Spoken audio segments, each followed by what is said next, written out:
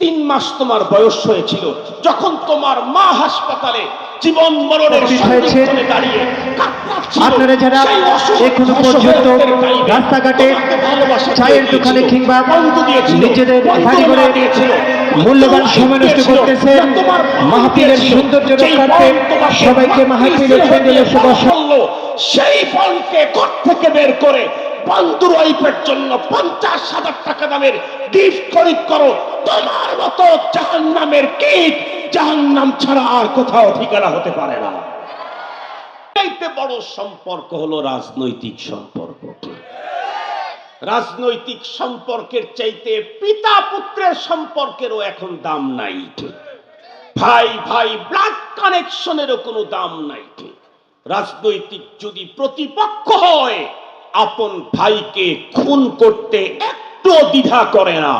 ও আবার মুমিন মুসলমান হয় কেমনে? ও আবার মুমিন মুসলমান হয় কেমনে? শুধুই রাজনৈতিক দলের কারণে যে তার বাবাকে পর্যন্ত ছাড় দেয় না, এ তো মুমিনের চিহ্ন না। وقال النبي صلى الله عليه وسلم إني خشيت على نفسي فقالت خديجة كلا والله لا يخزيك الله أبدا إنك لتصل الرحمة وتحمل الكلا وتكسب المعدوم وتقري الضيف وتعين على نوائب الحق أو كما قال عليه الصلاة والسلام صدق الله مولانا العظيم وصدق رسوله النبي الأمي الكريم ونحن على ذلك لمن الشاهدين والشاكرين والذاكرين والحمد لله رب العالمين। হয়েছে এই কারণেই আমি আজকের সম্মেলনটা, যেহেতু সিরাতুন নবী সাল্লাল্লাহু আলাইহি ওয়াসাল্লাম সম্মেলন, এই কারণে সিরাতুন নবীর উপরে আলোচনা পেশ করাটা আমি যথা উপযুক্ত মনে করছি। সে কারণেই কোরআনে হাকিম থেকে 2 জায়গা থেকে অল্প অল্প কিছু তিলাওয়াত করেছি। আর লম্বা একটা হাদিস, বুখারী মুসলিম সহ যে হাদিসটা অনেক হাদিসের কিতাবে বর্ণিত আছে, সেখান থেকে অল্প কিছু অংশ পাঠ করেছি। যেহেতু সময় খুব বেশি দিতে পারবো না, আমার অন্য জায়গাতে কমিটমেন্ট আছে, এ কারণেই সংক্ষিপ্ত সময়ে তবে সিরাতুন নবীর উপরে আলোচনা করব। কারণ আজকে মানুষদেরকে এখানে আহ্বান করা হয়েছে সিরাতুন নবীর নাম দিয়ে। সঙ্গত কারণে আলোচনাটা সিরাতুন নবীর উপরে না হয়ে অন্য আলোচনা হলে বেশি সুন্দর হবে না। সংক্ষিপ্ত সময়ে আমি মহানবী সাল্লাল্লাহু আলাইহি ওয়াসাল্লামের অনুপম চরিত্রের 2-3টা বিষয় আপনাদের খেদমতে আমি ইনশাআল্লাহ পেশ করব। আমরা প্রত্যেকেই জানি এই পৃথিবীতে যত মানুষ আল্লাহ তাআলা পাঠিয়েছেন, পাঠাচ্ছেন, পাঠাবেন, সমস্ত মানুষের মধ্যে সবচাইতে শ্রেষ্ঠতম মানুষ হলেন নবী এবং রাসূলগণ। নবী এবং রাসূলগণকে আল্লাহ তাআলা রূহের জগতেই ইন্তেখাব করেছেন। ওয়াইদ আখাযাল্লাহু মিসাকান নাবিয়্যিন লামা আতাইতুকুম মিন কিতাবিন ওয়া হিকমাহ সুম্মা জাআকুম রাসূলুম মুসাদ্দিকুল লিমা মাআকুম লাতু'মিনুন্না বিহি ওয়া লাতানসুরুন্না ক্বালা আআকরারতুম ওয়া আখাযতুম আলা যালিকুম ইসরি ক্বালু আকরারনা ক্বালা ফাশহাদু ওয়া আনা মাআকুম মিনাশ শাহিদিন। এই আয়াতে কারিমার তাফসীর তরজমা পড়লে আমরা জানতে পারব সমস্ত নবীগণকে আল্লাহ তাআলা রূহের জগতেই ইন্তেখাব করেছেন, চয়ন করেছেন। একজন নবীও আল্লাহ উম্মত আর পাবলিককে দিয়ে চয়েস করেন নাই, সমস্ত নবী আল্লাহ পাকের নিজের চয়েস। আল্লাহ যেমন মহান, তার চয়েসটাও তত উন্নত। সাথে সাথে শুধু উনি চয়েস করেছেন এমনটি না, সৃষ্টিও করেছেন উনি, বানিয়েছেন উনি, তৈরি করেছেন উনি, চয়েস করেছেন উনি। নবী এবং রসুলদের চাইতে আরো উন্নত কোনো মানুষ পৃথিবীতে তৈরি করা হয় নাই। পৃথিবীর সমস্ত মানুষ মাটির তৈরি, তবে আমরা নরমাল মাটির তৈরি। নবীগণের ব্যাপারে বর্ণনা আছে, ওনাদেরকে আল্লাহ তাআলা জান্নাতি মাটি দিয়ে তৈরি করেছেন, ইল্লা মাশাআল্লাহ। মুহতারাম হাজরিন, সমস্ত নবীগণের মধ্যে সর্বশ্রেষ্ঠ নবী, সর্বশেষ নবী, যিনি উম্মতের নবী, নবীদেরও নবী, উম্মতের নবী, নবীদেরও নবী, উনি হলেন আমাদের নবী জনাবে মুহাম্মদুর রাসূলুল্লাহ সাল্লাল্লাহু আলাইহি ওয়াসাল্লাম। আল্লাহ পাক রব্বুল আলামিন তার চরিত্র, তার স্বভাব সম্পর্কে স্বয়ং রব্বুল আলামিন নিজের বক্তব্য কোরআনে পাকে স্পষ্ট পেশ করেছেন। আমরা প্রত্যেকেই জানি মহানবী সাল্লাল্লাহু আলাইহি ওয়াসাল্লাম, তার চরিত্র, তার স্বভাব কেমন। এই বিষয়টা যদি আমরা জানতে চাই, তাহলে পৃথিবীর প্রতিটি মানুষ সম্পর্কে সবচেয়ে নির্ভুল, নিট এন্ড ক্লিন, স্বচ্ছ, ফ্রেশ, মিয়া ওয়া জিয়াদা এক নম্বরের রিপোর্ট দিতে পারেন কে? যিনি তৈরি করেছেন সে। চে দানন্দে মরদম কেদর জামা কিস্ত, নবী সন্দা দানদ কেদর নাম চিস্ত। যিনি চিঠি লিখেছেন উনি তো জানেন চিঠির ভাষা কি, চিঠির বিষয় কি। যিনি সৃষ্টি করেছেন উনি তো জানেন এই লোকটার স্বভাব কি আর চরিত্র কি। তো আল্লাহ পাক রব্বুল আলামিন নিজেই তার রসুল সম্পর্কে, তার চরিত্র সম্পর্কে বর্ণনা দিয়েছেন। এরপরে পৃথিবীতে একজন মানুষের চরিত্র সম্পর্কে সবচেয়ে ভালো রিপোর্ট পেশ করতে পারে তার রফিকায়ে হায়াত, জীবন সঙ্গিনী, অর্ধাঙ্গিনী। এর চাইতেও ভালো রিপোর্ট এ পৃথিবীতে অন্য কোনো মানুষ পেশ করতে পারে না। কেন? কারণ স্ত্রীর সাথে মানুষের শারীরিক সম্পর্ক হয়, গভীর ইখতিলাত হয়, লম্বা টাইম তার সাথে থাকা চলাফেরা হয়। সঙ্গত কারণেই কোনো মানুষ তার নিজের চরিত্রকে স্ত্রীর সামনে গোপন রাখার কোনো সুযোগ থাকে না। এ কারণে হাদিসে পাকের মধ্যে রাসূল কারীম সাল্লাল্লাহু আলাইহি ওয়াসাল্লাম ইরশাদ করেছেন, খিয়ারুকুম খিয়ারুকুম লিআহলিহি। এই হাদিসের অনেক তরজমা, তার মধ্যে একটা তরজমা এটাও যে তোমাদের মধ্যে সেই প্রকৃত শ্রেষ্ঠ যে তার স্ত্রীর কাছে শ্রেষ্ঠ। এর অর্থ হলো যার শ্রেষ্ঠত্বের ব্যাপারে তার স্ত্রী রিপোর্ট করবে, এই রিপোর্টটাই হলো তোমাদের সবার রিপোর্টের চাইতে উন্নত। কারণ তার কাছে কোনো পত্নীর মধ্যে সবচাইতে গুরুত্বপূর্ণ, সর্বাধিক যেই স্ত্রীর জন্য নবী আলাইহিস সালাম, কুমারী স্ত্রী নবীজির একটাই ছিল, সেটা হচ্ছে হযরতে আয়েশা সিদ্দিকা রাদিয়াল্লাহু তাআলা আনহা। ওনার মতো একজন স্ত্রীর ঘরেও নবীজি যেই স্ত্রীর কথা বারবার আলোচনা করতেন, যে কারণে হাদিসে পাকের মধ্যে স্পষ্ট এসেছে অনেক সময় আয়েশা সিদ্দিকা রাদিয়াল্লাহু তাআলা আনহা একটু একটু মানে ভিতরে একটু আসতো, নবীজিকে বলেই ফেলতেন যে আপনার ঘরে ওই একজন মহিলা, বুড়ো সান্ডাসিদা, তার কথা আপনি এত কিছু বলেন, এর চাইতে কি ভালো মহিলা পৃথিবীতে আর ছিল না? রাসূল করিম সাল্লাল্লাহু আলাইহি ওয়াসাল্লাম তখন আম্মাজানকে উত্তর করেছিলেন যে সে তো আমার এমন সময়ের সাথী, যেই সময়ে আমার জন্য তার চাইতে ভালো আর কেউ ছিল না, এবং পরেও হয়তো এর চাইতে ভালো আমার জন্য আর আসবে না। হযরতে খাদিজাতুল কুবরা রাদিয়াল্লাহু তাআলা আনহা, যিনি নবী আলাইহিস সালামের জাওজিয়াতের ভিতরে থাকা অবস্থাতে নবীজি আর একটা বিয়েও করেন নাই, এমন একজন মহিষী নারী যাকে আসমানের মালিক, জমিনের মালিক সালাম পৌঁছিয়েছেন, এমন একজন মহিষী নারী, তার কণ্ঠে আমার রাসূলের চরিত্র সম্পর্কে আমরা দুটি কথা শুনবো এবং আমরা আমাদের চরিত্রটাকে মিলাবো নবীর চরিত্রের সাথে আমাদের চরিত্রের মিল আছে কিনা। যদি থাকে ফাবিহা আলহামদুলিল্লাহ, যদি না থাকে তাহলে তিন কাপড়ে পেঁচ খাওয়ার আগেই আমাদের এই চরিত্রকে চেঞ্জ করে আখলাকে নববী আমাদের ভিতরে সেটিং করে এরপরে কবরে গেলেই সুবিধা হবে, না হইলে অসুবিধার কোনো শেষ থাকবে না। মুহতারাম হাজিরিন, আসুন আল্লাহ পাকের কোরআনে আল্লাহ তাআলা নিজেই বললেন, ইন্নাকা লা আলা খুলুকিন আযীম।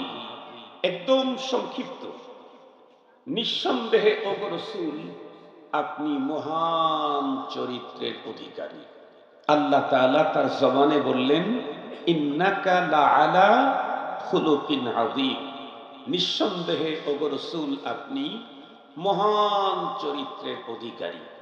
নবী আলাইহিস সালামের চরিত্র কত সুন্দর ছিল, কত ভালো ছিল, এই বিষয়টাকে আপনাদের অন্তরের গভীর পর্যন্ত পৌঁছাবার জন্য আর একটা তথ্য বললে পরের কথাটার আসর বেশি হবে। আমরা জানি আমাদের নবী আলাইহিস সালাম পৃথিবীতে টোটাল ছিলেন 63 বছর। এর 63 বছরের জীবনটা দুই ভাগে বিভক্ত, ক্বাবলান নবুওয়া বা'দান নবুওয়া। নবুয়াত প্রাপ্তির পূর্ববর্তী 40 বছর, নবুয়াত প্রাপ্তির পরবর্তী মাত্র 23 বছর। নবী আলাইহিস সালাম নবুয়াত প্রাপ্তির আগে নবীজির ভিতরে যে আখলাকগুলি ছিল, আজকে ওই জাতীয় আখলাকের আলোচনা করব। নবুয়াত প্রাপ্তির পরে নবীজির আখলাক পূর্বের চাইতে অবশ্যই আরো উন্নত হয়েছে, এর মধ্যে কোনো সন্দেহ নেই। নবুয়াত প্রাপ্তির পরে তো আর ডিমোশনের কোনো সুযোগ নাই। আমি আজকে নবুয়াত প্রাপ্তির পূর্ববর্তী আমার নবীর কি আখলাক ছিল, আমরা মুসলমান হওয়ার পরেও সেই আখলাকটুকুনো আছে কিনা। নবুয়াত প্রাপ্তির পরের আখলাক তো আরো আরো আরো আরো উন্নত, সেটি পরে এক সময় আপনারা উলামায়ে কেরামের জবান থেকে শুনে নিয়ে। আম্মা জান খাদিজাতুল কুবরা রাদিয়াল্লাহু তাআলা আনহার জবানে নবী আলাইহিস সালামের নবুয়াত প্রাপ্তির পূর্ববর্তী পয়গম্বরের আখলাক সম্পর্কে অল্প কিছু কথা আপনাদের খেদমতে তুলে ধরছি। আমরা প্রত্যেকেই জানি রাসূল করিম সাল্লাল্লাহু আলাইহি ওয়াসাল্লামের মেজাজ ছিল নবুয়াত প্রাপ্তির পূর্বে জালওয়াত পছন্দ। উনি লোকালয়ে থাকতে চয়েস করতেন নবীজি, এবং নবী আলাইহিস সালামের কিছু নেশা ছিল, নবীজির কিছু পেশা ছিল।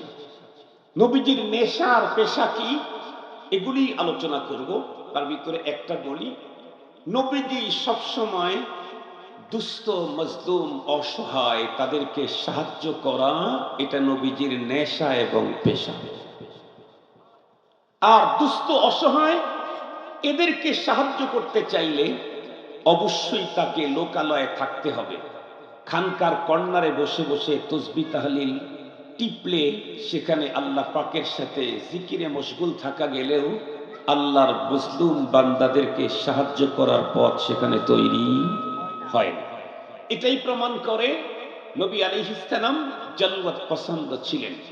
তাছাড়া রাসূলকে তো পাঠানোই হয়েছে এ পৃথিবীর মানুষদেরকে জুলমাত থেকে রক্ষা করে হেদায়েতের সুন্দর সুপ্রশস্ত আলোকিত রাস্তা দেখাবার জন্য। সঙ্গত কারণে মানুষের ভিতরেই তো ওনাকে বিচরণ করতে হবে। কিন্তু আজীব কথা হলো, তো বলতেছিলাম রাসূল করিম সাল্লাল্লাহু আলাইহি ওয়াসাল্লাম নবুয়াত প্রাপ্তির সময় যতই ঘনায় আসতেছে, নবীজির রুচির ভিতরে পরিবর্তন পরিলক্ষিত হচ্ছে। বুখারী শরীফের বর্ণনায় আছে। কি রুচি? নবীজি ছিলেন জালওয়াত পছন্দ, লোকালয়ে থাকতে চয়েস করতেন। যেই নুজুলে কোরআনের টাইম যখনই ঘনায় আসছে, নবীজির স্বভাবের পরিবর্তন হলো, এখন খালওয়াত পছন্দ, লোকালয়ে থাকতে ভালো লাগে না নবীজি, একে একই থাকতে খুব ভালো লাগে। এমনকি আম্মা জান খাদিজাতুল কুবরা রাদিয়াল্লাহু তাআলা আনহার ঘরে থাকতেও অত স্বাচ্ছন্দ্য বোধ মনে হচ্ছে না, একদম একা থাকতে যত স্বাচ্ছন্দ্য বোধ মনে হচ্ছে। কেন? আপনাদেরকে একটা মিসাল দিলে খুব ভালো বুঝবেন। ধরেন আমাদের ফ্যামিলির একটা ছেলে অথবা মেয়ে সবসময় একসঙ্গে খানা দানা আনন্দ ফুর্তি সব মজা নেওয়া সব একসঙ্গে, হঠাৎ করে যদি দেখা যায় যে এই যুবক অথবা যুবতী আমাদের থেকে একটু পৃথক হয়ে গেছে, একসঙ্গে খাইতে বসে না, একসঙ্গে গল্পের সময় ও অ্যাবসেন্ট থাকে, তাহলে কিন্তু মনে করতে হবে নিশ্চিত এই যুবক যুবতী কারো না কারো প্রেমে পড়ছে। এ কারণেই ও ধান্দা করতে থাকে, এ কারণেই তাকে নিয়ে ও ভাবতে থাকে। মোহতারাম হাজিরিন, রাসূল করিম সাল্লাল্লাহু আলাইহি ওয়াসাল্লাম ওয়াহি নাযিল হওয়ার টাইম যতই ঘনায় আসতেছিল, নবী আলাইহিস সালাম ততই খালওয়াত পছন্দ হয়ে গেলেন। তার মানে ওনার দিলের ভিতরে কোনো একটা অবস্থা নতুন তৈরি হয়ে গেছে, আগের থেকে ছিল, এটা আরো বেড়ে গেছে। উনি এখন চয়েস করলেন ওই বাগানটাকে, ওই গর্তটাকে, ওই জায়গাটাকে, যেই জায়গাটা পূর্বের নবীগণ চয়েস করেছিলেন, সেটি হচ্ছে জাবালে নূরের হেরা গর্ত। আর রব্বুল আলামিন ওই গর্তটাকে সাজিয়েই রেখেছেন মূলত এই জাতীয় মানুষদের জন্যই, আগের থেকে সাজিয়ে রাখছেন। নবী আলাইহিস সালাম হেরা গর্তের ভিতরে বসে, ওইখানে বসে একা একা আল্লাহ পাককে পাওয়ার তার ধ্যানে মগ্ন হতেন। কেন? কারণ ওইখান থেকে তাকালে ডিরেক্ট খানায় কাবা দেখা যেত, কোনো ঝামেলা নাই, ভিড় নাই।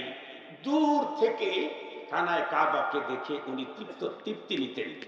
খানায় কাবাকে দেখে তৃপ্তি, জি আমরা প্রত্যেকেই জানি। লাইলি মজনুর কথা আমরা জীবনে শুনছি। এই মজনু একদিন পথ দিয়া চলতে, লাইলির বাসার পাশ দিয়া যাইতে, তার বাউন্ডারি ওয়ালে চুমু খাইতেছিল, চুমু। লোকেরা তখন বলল, এই পাগল, বাউন্ডারি ওয়াল রে কেউ চুমু খায়? সে তখন কি বলল? উকাব্বিলু দাল জিদার ওয়ালাল জিদার। আরে আমি তো ওই ওয়াল রে চুমু খাই নাই, এর চাইতে উন্নত কত ওয়াল এ শহরের মধ্যে আছে। আমার বাবার বাসায় ওয়াল তো অনেক উন্নত, আমি তো শাহজাদা। এই ওয়ালকে চুমু খাই কেন? এই ওয়ালটা আমার প্রিয়তমার ওয়াল। যেমন আমরা খানায় কাবায় কর্নারে অবস্থিত কালো পাথরকে চুমু খাই কেন? হযরতে ওমর ফারুক রাদিয়াল্লাহু তাআলা স্পষ্ট বক্তব্য দিয়েছেন হাজরে আসওয়াদের সামনে দাঁড়ায়া, ইয়া হাজার ইন্নী আ'লামু আন্নাকা হাজার, এই পাথর আমি তো জানি তুমি পাথর, তুমি আমার ভালো মন্দ কিছুই করার অধিকার ক্ষমতা তোমার নেই। মা কাব্বালতুক, আমি জীবনেও তোমাকে চুমু দিতাম না যদি আমার হাবিবকে তোমাকে চুমু দিতে না দেখতাম। আমি তো চুমু দেই আমার হাবিবের কারণে। মুহতারাম হাজিরিন, ঠিক তদ্রূপ রাসূল করিম সাল্লাল্লাহু আলাইহি ওয়াসাল্লাম দূর থেকে খানায় কাবার দিকে তাকায় থাকেন। কেন? যে যারে চয়েস করে তার বাড়ি দেখলে তৃপ্তি পায়, তার জামা দেখলে তৃপ্তি পায়, তার জুতা দেখলে তৃপ্তি পায়। ওই কালারের কাপড় যদি অন্য কেউ পরে, সেই কালার দেখতে তৃপ্তি পায়। রাসূল করিম সাল্লাল্লাহু আলাইহি ওয়াসাল্লাম ওখানে থাকেন। এতটাই আল্লাহর প্রেমে, এতটাই উনি লেগে গেছেন, 2 দিনের খানা নিয়ে আসতেন, 4 দিন চলে যায়, নবীজি বাসায় ফেরেন না।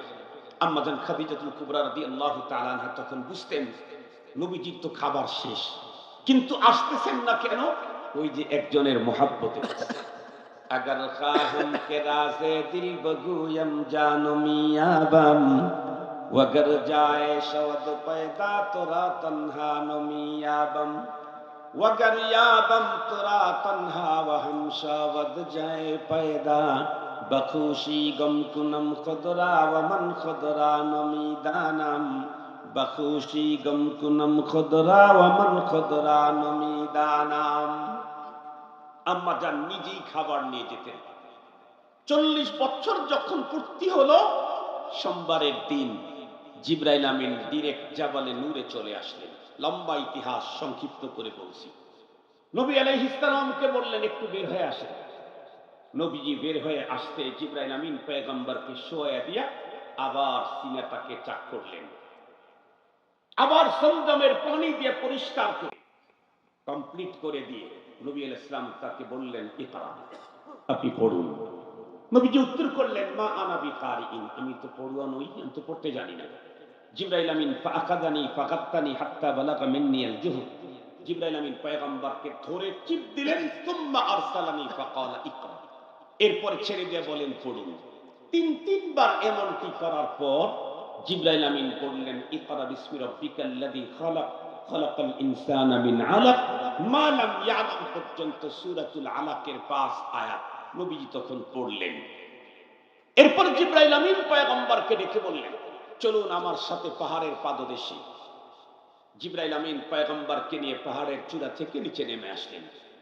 নবী আলাইহিস সালাম বলেন, জিবরাইল আমিন নিচে নেমে এসে জমিনের এক জায়গাতে বাম পা দিয়ে একটা ধাক্কা দিতেই সেখান থেকে স্বচ্ছ পানির ঝর্ণা বের হওয়া শুরু হয়ে গেল।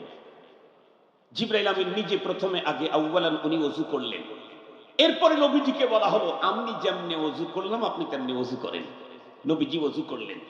জিবরাইল আমিন বললেন, আসেন 2 রাকাত সালাত আদায় করি আমার ইমামতিতেই। জিবরাইল আমিন ইমাম, রাহমাতুল লিল আলামিন তখন মুক্তাদি মুসল্লি, উনি 2 রাকাত নামাজ পড়লেন। জিবরাইল আমিন ডেকে বললেন, আপনি এখন আপনার বাসায় যান, আমি আমার কাজে যাই। নবী আলাইহিস সালাম এতগুলি কাণ্ড ঘটেছে, নবীজির ভিতরে ভয় এবং আতঙ্ক এ পরিমাণ, বুখারীর রওয়ায়াতে আছে নবীজির ঘাড়ের এই 2 দিকের রগগুলি তখন দাফাইতেছিল, লাফাইতেছিল।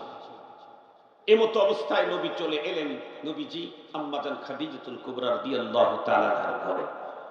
এসেই বললেন, খাদিজা জাম্মিলুনি, আমাকে কম্বল দিয়ে জড়ায় ধরো। কম্বল দিয়ে জড়ায় ধরছে, কম্বল পেঁচিয়ে দিয়েছে, তবুও নবীজির শরীরের ভিতরে কম্পন। আম্মাজান জানতে চাইলেন, কি হয়েছে, এই অবস্থা কেন আপনার? নবী আলাইহিস সালাম টোটাল খবরটা আম্মাজানের কাছে পেশ করলেন। পেশ করার পরে পয়গম্বর বললেন, খাদিজা ইন্নী খাশিতু আলা নাফসি, এখান থেকে আমি পড়েছি, খাদিজা আমি আমার জীবনের উপরে আশঙ্কা করছি। পয়গম্বরের অবস্থা, পয়গম্বরের বলার ভঙ্গিমা আম্মাজান খুব বুঝতে পেরেছেন। আম্মাজান তখন পয়গম্বরকে শান্ত করবার জন্য কি শব্দগুলি ব্যবহার করলেন একটু যদি খেয়াল করেন। আম্মাজান বললেন, কাল্লা। প্রথমেই পয়গম্বরের সেই আশঙ্কাকে উড়িয়ে দিলেন, কাল্লা। এরপরে আরো পয়গম্বরকে শান্ত করবার জন্য বললেন, ওয়াল্লাহ। এরপরে আবার বললেন, লা ইউখজিকাল্লাহু আবাদা।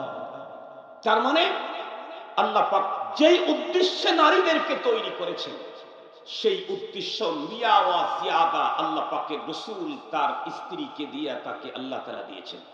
আল্লাহর কোরআনে আল্লাহ তাআলা নারীকে তৈরি করলেন কেন, এই কথা বলতেন, বর্ণনা করতে গিয়ে আল্লাহ তাআলা বলেন, ওয়ামিন আয়াতিহি আন খালাকা লাকুম মিন আনফুসিকুম আজওয়াজান লিতাসকুনু ইলাইহা। আল্লাহ পাকের যত নিদর্শন আছে তার মধ্যে একটা অন্যতম নিদর্শন হলো তোমাদের থেকেই তোমাদের জোড়া তৈরি করা হয়েছে। কেন? কারণ তুমি পুরুষ, তোমাকে তো অনেক জিম্মাদারি, রাষ্ট্র, সমাজ, দেশ, পরিবার, সন্তান, আরো অনেক কিছু। এত কিছুর মুখোমুখি যখন হবে, লক্ষ্য, দুঃখ, ক্লেশ, ক্লান্তি, ঝামেলা, টেনশন, পেরেশানি, আতঙ্ক, অনেক কিছুই তোমাকে ধুকে ধুকে আঘাত করতে থাকবে।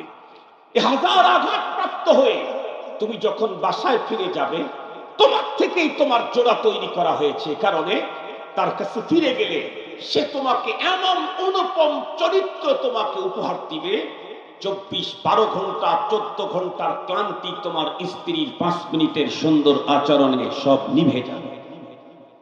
কিন্তু দুঃখের কথা হলো আজকে কিন্তু সেই উদ্দেশ্য বিঘ্নিত। সেই ব্যাপারে আমি বিস্তারিত কথা বলার সুযোগ নেই। মুহতারাম হাজিরিন, রাসূল করিম সাল্লাল্লাহু আলাইহি ওয়াসাল্লামকে আম্মাজান এমন শব্দ বললেন, পয়গম্বরের ভিতরের আতঙ্ক, ভয়, এই সবগুলি ধীরে ধীরে চলে গেল। যেই কথাগুলি বলতেছিলেন আম্মাজান, বুখারী শরীফের রিওয়ায়াত থেকে আমি সেই কথাটাই বর্ণনা করেছি। আম্মাজান বললেন, কাল্লা, কখনোই না। আপনি আপনার জীবনের উপর আশঙ্কা করছেন, আপনি ভয় পাচ্ছেন, এটা আপনার জন্য কখনোই ঠিক হবে না। ওয়াল্লাহি লা ইউখজিকাল্লাহু আবাদা, কসম আল্লাহ, আল্লাহ পাক আপনাকে কখনোই অসম্মানী করবে। কেন? কিসের উপরে ভর করে তুমি এত বড় আস্থাশীল? আল্লাহ আমাকে কখনোই অসম্মানী করবেন না। আম্মাজান বললেন, তার কারণ হলো আপনার ভিতরে 5টা মানবিক মহাগুণ আমি ছোটবেলা থেকেই দেখছি। এই জাতীয় গুণ যার ভিতরে থাকে তাকে রব্বে করিম কখনোই অসম্মানী করেন না। পাঁচটা মানবিক গুণ, সেই 5 মানবিক গুণের নাম্বার 1 হলো ইন্নাকা লাতাসিলুর রাহমা। নাম্বার 1, আপনি সালায় রাহমি করেন। তার মানে আপনি আত্মীয়তার সম্পর্ককে আপনি জোড়ান, আত্মীয়তার সম্পর্ককে আপনি জোড়ান। কেউ ভাঙতে চাইলে ভাঙতে দেন না, অন্য কেউ ভাঙতে চায় তো আপনি সেটাকে জোড়ায় দেন। নবীজি আমাদের কেউ সেই অর্ডারই করেছেন, সিলমান কাতাক। ভালো করে বুঝবেন, নবীজির অর্ডার হলো সিল মান কাতাক। যে আত্মীয় তোমার সাথে আত্মীয়তা ছিন্ন করতে চায় তুমি তার সাথে আত্মীয়তা জোড়াও, ভাঙ্গার তো প্রশ্নই আসে না। কেউ ভাঙতে চাইলে আমাকে আত্মীয়তা জোড়ানোর জন্য অর্ডার করেছেন পয়গম্বর, আমি ভাঙবো, প্রশ্নই আসে না। ওয়াফু আম্মান যালামাক, যে তোমার উপরে জুলুম করেছে তারে তুমি ক্ষমা করে দাও, তার মানে আমি জুলুম করবার প্রশ্নই আসে না। কেউ বলবে আমি নবীজির উম্মত, অথচ সে নিজেই আত্মীয়তাকে ছিন্ন করবে, এই দুইটা একসাথে হতে পারে না। কেউ বলবে আমি নবীজির উম্মত, অথচ অন্যের উপরে জুলুম করবে, তা হতেই পারে না। নবীজির উম্মত হলে তার জন্য নির্দেশনা হলো, অন্য কেউ ছিন্ন করতে চায় তুমি জোড়াও, কারণ তুমি রাসূলুল্লাহর উম্মত। কেউ তোমার উপরে জুলুম করে তুমি তাকে ক্ষমা করে দাও, তুমি তো জুলুম করতে পারবাই না, কেউ জুলুম করলে প্রতিশোধ না নিয়ে ক্ষমা করে দাও। এটা হলো মহানবীজির মহাচরিত্র। এটা মহানবীজির কথা বলেন, মহানবীজির মহাচরিত্র। আমার যতটুকুন থিসিস, যতটুকুন গবেষণা, যতটুকুন ভাবা আমার আছে, তা থেকে আজকের দেশের আমরা মুসলিম এই 2 চরিত্র যদি আমাদের ভিতরে নিয়ে আসি, অশান্তির এই বাংলাদেশটা শান্তির স্বর্গরাজ্যে রূপান্তরিত হবে। এই দুইটা একটা হলো আমার সাথে কেউ আত্মীয়তাকে ছিন্ন করতে চাইলে আমি সেটাকে জোড়ায় রাখবো, আমি ছিন্ন হতে দেব না। আর একটা হলো কেউ আমার উপরে জুলুম করলে আমি তাকে ক্ষমা করে দেব, জুলুম করার তো প্রশ্নই আসে না।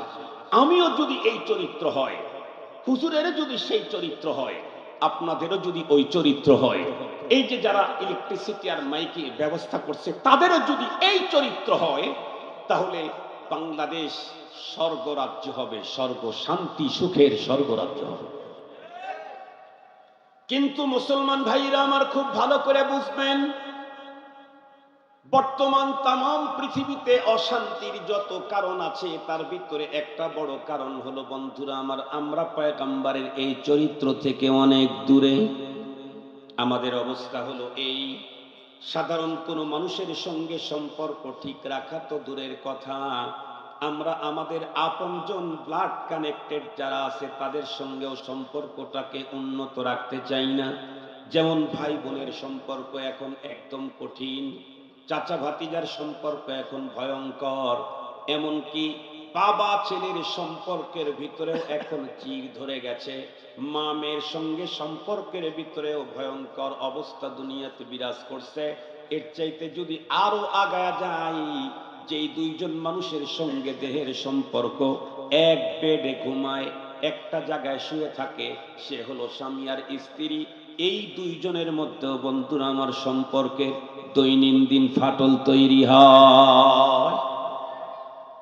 যতদূর পর্যন্ত মাইকের আওয়াজ যায় ভালো করে বুঝবেন, আমরা যারা মুমিন, পরপারের জান্নাত জাহান্নাম যারা বিশ্বাস করি, তাদেরকে নিয়েই আমার ওয়াজ। পৃথিবীর যেই সমস্ত মানুষগুলি পরপারের জান্নাত জাহান্নাম বিশ্বাস করে না, তাদেরকে নিয়ে আজকে আমার কোনো ওয়াজ নাই। আমরা যারা পরপারের জান্নাত বিশ্বাস করি, জাহান্নাম বিশ্বাস করি, তাদেরকেই বলতে চাই, আল্লাহ পাকের পয়গম্বর কিন্তু আমাদেরকে আগেই ইনফরমেশন করেছেন। আর পয়গম্বর ইনফরমেশন করেছেন নিজের পক্ষ থেকে না, আল্লাহ বলাইছেন তাই বলেছেন। আল্লাহ পাক নিজেই বলেন, মা ইয়ানতিকু আনিল হাওয়া ইন হুয়া ইল্লা ওয়াহয়ুন ইউহা। গুফতায়ে ও গুফতায়ে মাওলা বুয়াদ, গরচে আজহুল কুমে আবদুল্লাহ বুয়াত। আল্লাহ বলাইছেন তাই নবীজি বলেছেন। কি বলেছেন নবীজি? নবীজি বলেন লা ইয়াদখুলুল জান্নাতা কাতে। নবীজি বলেন লা ইয়াদখুলুল জান্নাতা কাতে। আমি আমার জীবনের মূল্যবান টাইমের অনেকটাই তো এই জায়গায় ব্যয় করলাম জান্নাতের আশায়। আমি হাজার লাখ টাকা ব্যয় করে, লম্বা হায়াতের টাইম ব্যয় করে মক্কা মদিনায় হজব্রত পালন করতে যাই জান্নাতের আশায়। আমি শীতের দিনে আরামের ঘুম হারাম করে, ঠান্ডা পানি দিয়ে ওযু করে তাহাজ্জুদে নামাজে লুটে পড়ি জান্নাতের আশায়। এমনকি নিজের জীবন বাজি রেখে আল্লাহর জমিনে আল্লাহর দ্বীনি কাজ করার জন্য রাজপথে ঝেঁপে পড়ি জান্নাতের আশায়। কিন্তু পয়গম্বর ইনফরমেশন দিয়েছেন এগুলি তো করছো, অবশ্যই তোমাকে করতে হবে। আরো একটা কথা মনে রাখতে হবে, নামাজ পড়ো, রোজা রাখো, হজ করো, যাকাত দাও, কিন্তু আত্মীয়তার সম্পর্ক ছিন্ন করো, তুমি কিন্তু জান্নাতে ঢুকতে পারবা না। জান্নাতে ঢুকতে পারবো না যদি আত্মীয়তার সম্পর্কটাকে ছিন্ন করে দিই। অথচ আজকে বাংলাদেশে যেটি দেখছি সেটি হলো শরীয়ত যার সাথে সম্পর্ক জুড়তে বলেছে সেই সম্পর্কের কোনো মূল্যায়ন বাংলাদেশের মুসলমানদের কাছে নেই। বর্তমান সবচেয়ে বড় সম্পর্ক হলো রাজনৈতিক সম্পর্ক। রাজনৈতিক সম্পর্কের চাইতে পিতা পুত্রের সম্পর্কেরও এখন দাম নাই। ভাই ভাই ব্লাড কানেকশনেরও কোনো দাম নাই। রাজনৈতিক যদি প্রতিপক্ষ হয় আপন ভাইকে খুন করতে একটু দ্বিধা করে না। ও আবার মুমিন মুসলমান হয় কেমনে? ও আবার মুমিন মুসলমান হয় কেমনে? শুধুই রাজনৈতিক দলের কারণে যে তার বাবাকে পর্যন্ত ছাড় দেয় না, এ তো মুমিনের চিহ্ন না। মুমিনের চিহ্ন তো এটাই যে ইসলামের কাছে পৃথিবীর কাউকে ছাড় দেয় না। এটা হলো ঈমানের চিহ্ন। ওয়াল্লাযীনা আমানু আশাদ্দু হুব্বান লিল্লাহ। নেতা প্রেম, দল প্রেম আমার অন্তরে ভাই বোন রিলেটিভ ব্লাড কানেক্টেড এদের চাইতে উন্নত হতে পারে না। কুল ইন কানা আবাউকুম আও আবনাউকুম ওয়া ইখওয়ানুকুম ওয়া আজওয়াজুকুম ওয়া আশীরাতুকুম ওয়া আমওয়ালুন ইকতারাফতুমুহা ওয়া তিজারাতুন তাখশাউনা কাসাদাহা ওয়া মাসাকিনু তারদাউনাহা আহাব্বা ইলাইকুম মিনাল্লাহ আহাব্বা ইলাইকুম মিনাল্লাহি ওয়া রাসূলিহি ওয়া জিহাদিন ফি সাবিলিহি ফাতারাব্বাসু হাত্তা ইয়াতিয়াল্লাহু বিআমরি ওয়াল্লাহু লা ইয়াহদিল কওমাল ফাসিকিন। ভাইয়ের চাইতে অধিক মহব্বত হতে পারে আল্লাহর রাসূলুল্লাহর জিহাদ ফি সাবিলিল্লাহর। বাবা আমার চাইতে অধিক মহব্বত হতে হবে আল্লাহর রাসূলুল্লাহর জিহাদ ফি সাবিলিল্লাহর। ভাইয়ের চাইতে অধিক মহব্বত হতে হবে আল্লাহর রাসূলুল্লাহর জিহাদ ফি সাবিলিল্লাহর। বন্ধুরা আমার, কিন্তু আমার দেশে এখন কি দেখি? মুসলমানের অন্তরে বাবার চাইতে, ভাইয়ের চাইতে, বোনের চাইতে, স্ত্রীর চাইতে, সন্তানের চাইতে অধিক মহব্বত হয়ে গেছে নেতা আর দলে। এ কারণেই তো বাংলাদেশের ভূগর্ভস্থ যে প্লেট আছে সেই প্লেট আস্তে আস্তে সরে যাচ্ছে। বাংলাদেশ ভূমিকম্প, ভূমিধসের ঝুঁকিতে সিরিয়াস। মনে আছে কিনা আপনাদের? এখন থেকে 17-18 বছর আগে নাসার বিজ্ঞানীদের একটা ব্রাঞ্চ বাংলাদেশ সম্পর্কে রিপোর্ট করেছিল। তখন 96 বছরের আলটিমেটাম দিয়ে বলেছিল সেই সময় থেকে 96 বছর পরে পৃথিবীর মানচিত্র থেকে বাংলাদেশ হারিয়ে যাবে। কেমনে? তাম পৃথিবীতে বৈশ্বিক যে ঝামেলা চলছে, জলবায়ু পরিবর্তন বিষয়, এটা যদি ইউটার্ন না নেয়, এভাবেই যদি চলতে থাকে তাহলে টোটাল বাংলাদেশের জমিনটা ধস হবে, এটা সমুদ্রে রূপান্তরিত হয়ে যাবে। আজকে আবার নতুন করে ভূতত্ত্ববিদরা আমাদেরকে যে রিপোর্ট করলো, বাংলাদেশের জমিনের নিচে যে প্লেট আছে সে প্লেট অনেকটা সরে গেছে এবং সরে যাচ্ছে। টোটালটা যদি সরেই যায় তাহলে তো ভূমিধস হবেই। কেন সরে যায়? কোরআনে পাকের সূরাতুত তাওবার 24 নম্বর আয়াতে কারিমাত আল্লাহ তাআলা স্পষ্ট বলে দিয়েছেন, যখন কোনো মানুষের অন্তরে আল্লাহ, রাসূল, জিহাদ ফি সাবিলিল্লাহ তথা দ্বীনের চাইতে অন্য কোনো বস্তুর মায়া যখন বেশি হয়, আল্লাহ বলেন ফাতারাব্বাসু, তাহলে অপেক্ষা করো, হাত্তা ইয়াতি আল্লাহু বিআমরিহি, আযাব আসবে, হয় ভূমিকম্প, না হয় ভূমিধস, না হয় জলোচ্ছ্বাস, না হয় টর্নেডো, না হয় বিগত স্বৈর শাসকের মতো জগৎতল জালিমের পাথর তোমাদের মাথার উপরে চাপিয়ে দেওয়া হবে। মুহতারাম হাজিরিন, এখান থেকে মুক্তি পেতে চাইলে বিশ্বের কোন তন্ত্র মন্ত্র দাদা বাবু আর সাদা বাবুদেরকে কন্ট্রোল করলে হবে না। এখান থেকে মুক্তির একটাই মাত্র পথ, সেটি হলো রব্বে করিমের কাছে কমপ্লিট সারেন্ডার। রব্বে করিমের কাছে কমপ্লিট সারেন্ডার। দুঃখের সাথে বলতে হয়, আজকে বাংলাদেশের মানুষ আমরা আমাদের অন্তরে আত্মীয়তা সম্পর্ককে অটুট রাখার ফিকির তো নেই। নরমাল আত্মীয় তো দূরের কথা, বাবার সাথে সন্তানের সম্পর্ক নেই, মার সাথে মেয়ের সম্পর্ক নেই। অথচ যে বাবা না আসলে আমি পৃথিবীতে আসার কোন সুযোগ ছিলই না, কোন সুযোগ ছিল না। মুহতারাম হাজিরিন, রব তো আমাকে সিস্টেমে পাঠাবেন, উনি না আসলে আমি ওয়াফ, উনি না আসলে আমি ওয়াফ। মুহতারাম হাজিরিন, আপন বোন আমি আমার নিজের চোখে বহু দেখেছি। অনেক দম্পত্য জীবনে এমন হয়েছে, প্রথমে মেয়ে, তারপরে মেয়ে, তারপরে মেয়ে, তারপরে মেয়ে, তারপরে মেয়ে, 7টা মেয়ের পরে মেয়েরা নিজেরাও আল্লাহর কাছে বোনগুলি কাঁদছে, বাবা মা তো কাঁদছে, পীরের কাছে গেছে, দরবারে গেছে, মসজিদে গেছে, বৈধ অবৈধ সব জায়গায় গেছে একটা ছেলের জন্য। সর্বশেষ আল্লাহ তাআলা একটা ছেলে দান করছে। মার বাবা কত খুশি, তার চাইতে বেশি খুশি ওই 7 বোন। আমাদের যাই হোক একটা ভাই হলো। আমি নিজের চোখে দেখেছি, এই ছোট্ট ভাই জন্মের পরে মা যখন অসুস্থ হয়ে হাসপাতালে ছিল 1.5 মাস, অংশ তাকে দেওয়া হলো। ছোট ভাইকে দেখতে কত ইচ্ছেই না তার করে।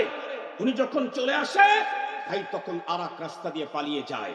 বোনের জন্য কোনো খাবার হয় না। অথচ তার ফ্রেন্ড সার্কেলের কেউ যদি ভাইয়ের সাথে দেখা করার জন্য ফোন দেয়, যদি বলে দোস্ত তোমার ভাবিকে নিয়ে আসছি, সে যদি অফিসেও থাকে, অফিস থেকে যে পাগলের মতো ফোন লাগায় ম্যাডামকে, এ ম্যাডাম, বেগম, আমার অমুক বন্ধু আসছে, ওর ওয়াইফকে সাথে করে নিয়ে আসবে, কি কি আছে ফ্রিজের ভিতরে রান্না করো, প্রয়োজনে বাজারে পাঠাও, আর আমার বন্ধুর ওয়াইফ আসছে, মিনিমাম 50,000 টাকা দামের একটা 3 পিস কিনে নিয়ে আসো। আমি জিজ্ঞেস করতে চাই, ও ভাই, তুমি যেই বন্ধুর জন্য 25 আইটেমের খাবারের অর্ডার দিলা, যেই বন্ধুর ওয়াইফের জন্য 50,000 টাকা দামের 3 পিস কিনলা, বলো তো দেখি, ইনসাফের সাথে বলো, তুমি যখন মায়ের গর্ভ থেকে পৃথিবীতে এসেছিলে 3 মাস তোমার বয়স হয়েছিল, যখন তোমার মা হাসপাতালে জীবন মরণের সন্ধিক্ষণে দাঁড়িয়ে ছিল, সেই অসহায়ত্বের টাইমে তোমাকে ভালোবাসা কে দিয়েছিল? বন্ধু দিয়েছিল, বন্ধুর মা দিয়েছিল, বন্ধুর ওয়াইফ দিয়েছিল, না তোমার বোন দিয়েছিল?